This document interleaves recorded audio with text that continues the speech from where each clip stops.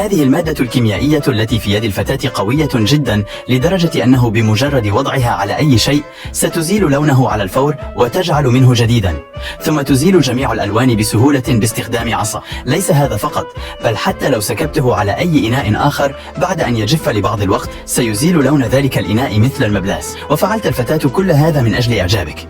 في عام 1983 تعرض 5 غواصين لحادث مأساوي عندما تم سحبهم مع معداتهم عبر خط أنابيب نفط بعد فتح صمام الضغط. تسبب هذا الضغط الهائل في دفعهم إلى جزء أعلى من الأنبوب، حيث كان هناك بعض الأكسجين. عندما استعادت المجموعة وعيها عانى أحدهم من كسور شديدة، بينما أصيب الآخرون بجروح مختلفة، ووجدوا أنفسهم محاطين بالظلام ومزيج من الزيت والماء. قرر الغواصون الزحف عبر الأنبوب للبحث عن مخرج، وبعد ساعة من الجهد تمكن أحدهم ويدعى كريس من الوصول إلى جزء مغمور بالمياه تماما. في اللحظات الأخيرة استطاع كريس الوصول إلى منطقة مفتوحة وتم إنقاذه. أبلغت الشركة عن الحادث وتوسلت لإنقاذ زملائي، لكن الشركة قررت التخلي عن العملية بسبب التكاليف الباهظة والخسائر المحتملة. وبعد 5 أيام أعلنت الشركة وفاة الغواصين، وقد عاش الغواصين 4 أيام داخل الأنابيب، ولكن نفذ الأكسجين في اليوم الخامس وماتوا ال4. تحول ما كان يمكن أن يكون عملية إنقاذ بطولية إلى مأساة بسبب جشع الشركات. لاحقا رفع كريس دعوى قضائية ضد الشركة، لكن القضية بقيت دون حل.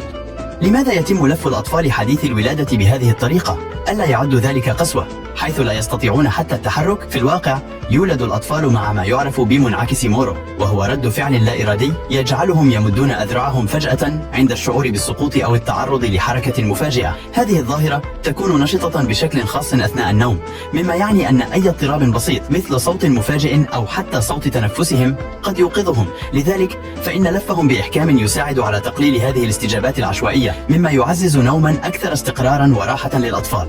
بعد هطول أمطار غزيرة تحولت شوارع منطقتهم إلى أنهار جارفة، مما أدى إلى محاصرة مجموعة من الأطفال داخل حافلتهم المدرسية. وبينما كانوا ينظرون بقلق من النوافذ عاجزين عن الخروج، ظهر فجأة أب شجاع لم يتردد لحظة واحدة في اتخاذ قراره. بروح البطولة والتفاني اندفع لمساعدتهم، متحديا المياه المتدفقة لإنقاذهم من هذا الموقف الصعب.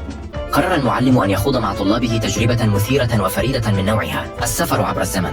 طلب منهم أن يمسكوا بأيدي بعضهم البعض، ثم دخلوا جميعا إلى ما أطلق عليه آلة الزمن. لحظات قليلة مرت وسط الترقب والدهشة، وفجأة خرج أحد الطلاب من الجهة الأخرى، لكن المفاجأة كانت صادمة. لقد بدا مختلفا تماما، تغيرت ملامحه وكأنه كبر في السن سنوات عديدة. لكن السر كان بسيطا، لم تكن هناك آلة زمن حقيقية، بل مجرد لافتة كتب عليها آلة السفر عبر الزمن. أراد المعلم أن يمنح طلابه تجربة خيالية ممتعة، وبالفعل نجح في رسم البهجة على وجوههم.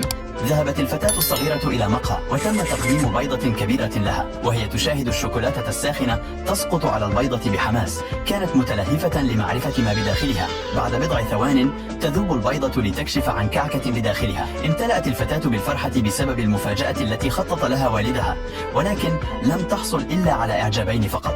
يمكن أن يكون هؤلاء العمال عباقرة يقومون أولا بفك المسمار الذي يحافظ على ثبات العمود بحذر وبطء.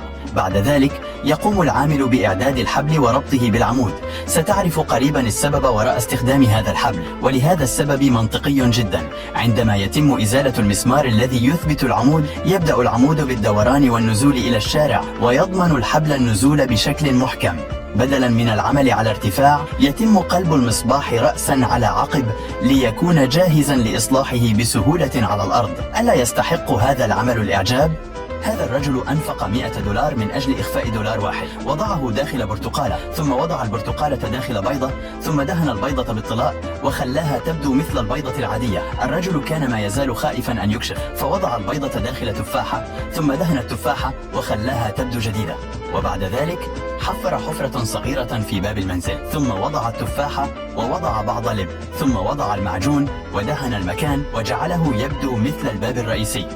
أبي وأمي، لماذا تقومان بهذا العمل الذي يبدو عديم الفائدة؟ انتظري قليلا يا ابنتي، نحن نصنع بركة صغيرة للأسماك، وهذا الطلاء سيجف ويصبح مادة صلبة لا تتسرب منها الماء أبدا.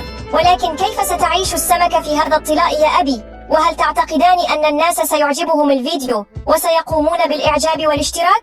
أعتقد أنهم سيعجبهم الفيديو، لأننا نقوم بإنقاذ الأسماك الصغيرة. هل تخشى أن يتبلل هاتفك أثناء غسل يديك في الأماكن العامة؟ في اليابان تم ابتكار حل عبقري، مكان مخصص يوضع فيه الهاتف يتم غلقه أوتوماتيكيا لحمايته من الماء أثناء غسل اليدين. يبقى الهاتف آمنا تماما داخل الجهاز، بينما يتمكن المستخدم من غسل يديه بحرية دون القلق على الهاتف. تخيل هذا المشهد الآن بسيارة متحركة. أثناء سيرها يقترب هذا الرجل بخفة وسرعة، يأخذ جوز الهند من السيارة المتحركة لتبدو وكأنها لحظة جريئة أو حتى مشبوهة. لكن ما أن تهدأ دهشتنا نكتشف أنه لم يكن سوى تصرف مليء بالمسؤولية. الرجل قد دفع مسبقا وأخبر السائق بما سيفعله ليحول هذا الموقف إلى لحظة إنسانية رائعة، والأروع من ذلك أنه وزع جوز الهند على المارة أثناء سيره في الشوارع، ناشرا الابتسامات والفرحة بين الناس. إنها لحظة تجمع بين البساطة والإبداع في نشر الخير. انظر، حتى الفشار لم يسلم من إبداع الصينيين، فقد ابتكروا طريقة مميزة لبيعه داخل كيس يحتوي على الزيت والتوابل. بمجرد فتح الكيس وتسخينه يتحول الفشار إلى لون ذهبي شهي، وبعد ذلك يغطى الطبق ويترك جانبا، أو يمكن إزالة الغطاء فور بدء صوت الفرقعة لتفاجأ بفشار جاهز بألوان متعددة.